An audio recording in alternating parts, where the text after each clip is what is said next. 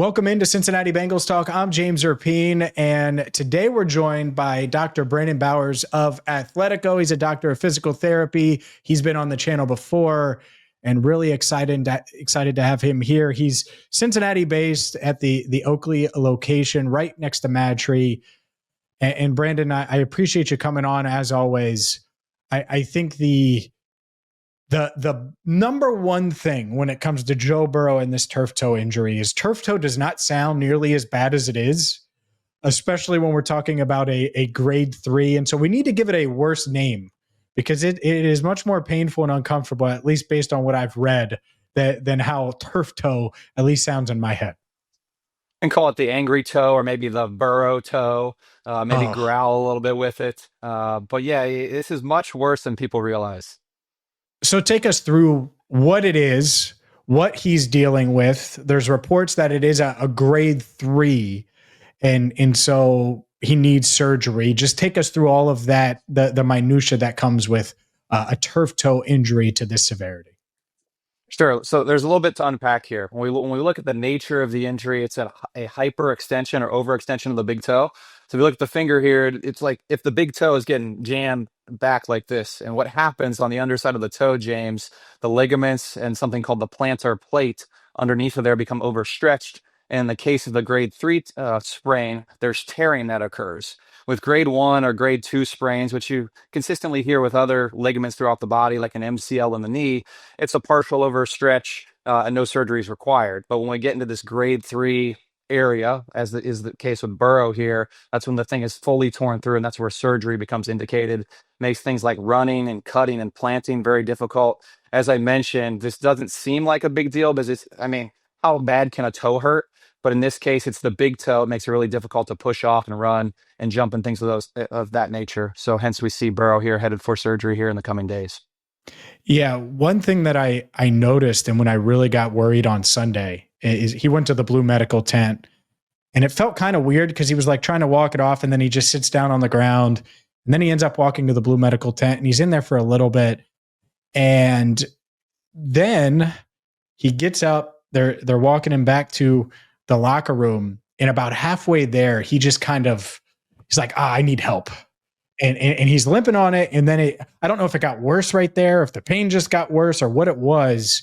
But that's when I was like, oh man, this does not feel like he's going to be back. What do you think? Is there anything there where maybe he just the pain heightened or what was that? Because it was literally like he's walking under his own power, and then boom, he's got arms around both trainers walking to the locker room. Yeah, I saw your post. I believe it was on X when you had posted this video from the Yeah. game on Sunday. And you do see that definitive moment as he goes to the locker room, and then something clicks that he was like, this isn't so comfortable anymore. So at that point in time, his pain likely ramped up. Obviously, when we get that overextension of the toe, if you think about when we walk, we've got to fully extend that toe every time we go to push off. And so it's likely that walk to the locker room that he was taking to go get further evaluated set him over the edge, and he reached more or less the breaking point that he needed help to get the rest of the way there. But I think that's consistent with the nature of the injury and the extension of the toe that's needed while we walk. A lot of people, and we're joined by Dr. Brandon Bowers of Athletico. Check him out. His location is in Oakley, at Dr. Brandon Bowers on X. As far as recovery timeline, you have the national people that said initially a minimum of 3 months, and you sell that. And then on the other side of the coin, I'm sure a lot of our viewers and listeners said, oh, well, it's actually going to be much longer than that, or could be much longer than that. Be real with us. What are we looking at here if Joe Burrow has surgery in the near future when it comes to his recovery, given that it's not his plant foot, but it is serious and it's a grade 3? Can he be back this season? How realistic is that? Yeah, James, I hate to be the bearer of bad news. I think the 12 weeks that we've seen from the national pundits all across ESPN and other outlets, if everything goes perfect, I think 12 weeks can happen. If there's any sort of hitches in the giddy up or snags along the way, I do think it takes a little bit longer than that. I think the Bengals also have to consider as they get later into the season to a week 16, 17, and 18, what their playoff picture position is. And is it worth it if he's close to ready or good enough to be ready to play? Is it worth it to trot him back out there if they're on the cusp of the playoffs? But I think 12 weeks at minimum is accurate. I do believe it may take a little bit longer than that, but a lot of factors to weigh in here. And one of the factors would be if the Bengals are still in the hunt. Let's just say they are in the hunt and they're playing for their playoff lives, and Joe Burrow is recovering and he's been activated off of injured reserve and is practicing a bit, but is clearly not 100%. Is there a strong risk of re-injury if he were to go out there before fully recovering from something like this, if their playoff lives were still hanging in the balance? At that stage of the game, he'd be close enough probably to have a lower injury risk than if you were to come back sooner than that 12-week mark. With any injury, there's always going to be an increased susceptibility for it to happen again after you have it once.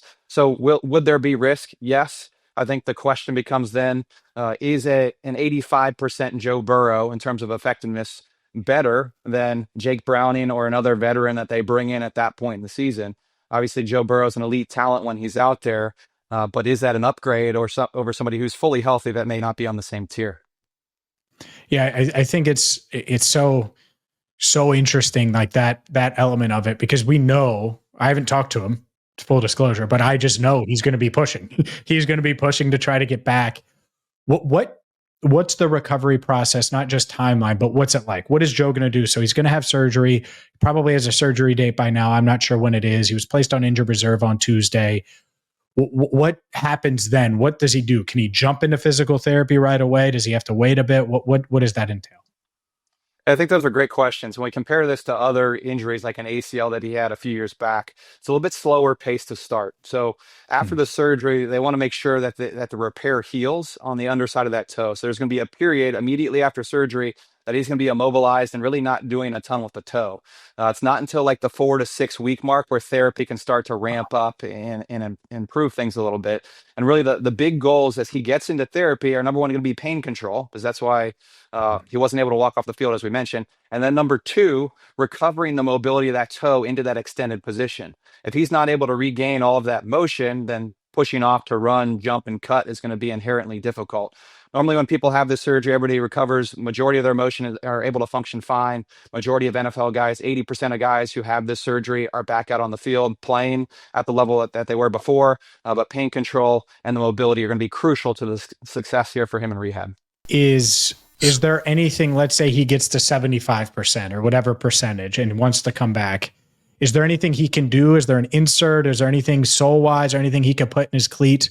I've seen some question the cleats he was wearing now. Your Bengals fans are certainly going through it. Is there anything he could do from that perspective that may hurt his mobility a little bit, but protect the toe and protect him from re-injury if he does come back this season? And what you see most often is some surgeons will offer a carbon fiber plate to go on the bottom of the shoe that essentially limits the amount of toe extension that they can get. But I mean, that comes with the caveat that you're not going to be able to push off as well as you would without the plate in there.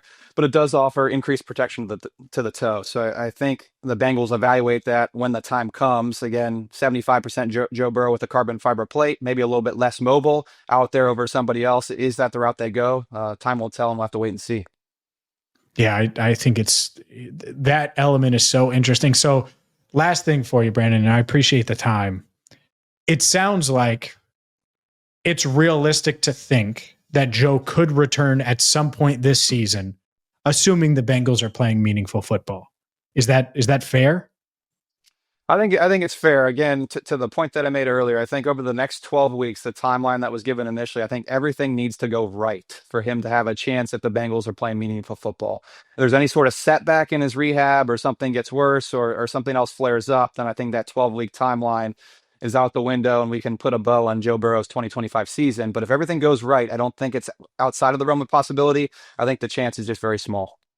Yeah, what I'm thinking here is, and I've thought this now for probably a day or so, is everyone thought about mid-December. Mid-January is when the playoff starts. So if you could somehow find a way to get to 10 wins, they're at 2 now, get to 10 wins, be playoff bound. Well, who knows? Maybe Joe Burrow is the one trotting out there for that wild card game. I think Paycor Stadium, wherever they're playing that weekend for playoffs in January, would be pretty electric to see Joe Burrow, the face of Cincinnati, back out there. He's Dr. Brandon Bowers. Make sure you check him out on X, Dr. Brandon Bowers, and with Athletico in Oakley. Check him out there as well. Brandon, appreciate the time as always. Thanks for coming on. Yeah, James, thanks for having me on the show.